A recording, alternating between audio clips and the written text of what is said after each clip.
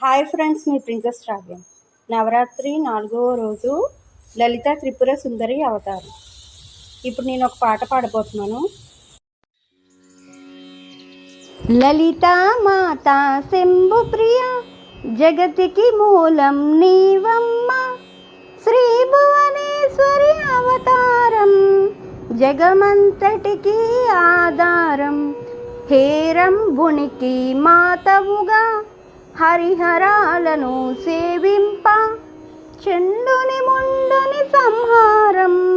చాముండేశ్వరి అవతారం, పద్మరేకుల కాంతులతో బాలా త్రిపుర సుందరిగా, హంసవాహన రూపినిగా వేదమాతవై వచ్చితివి.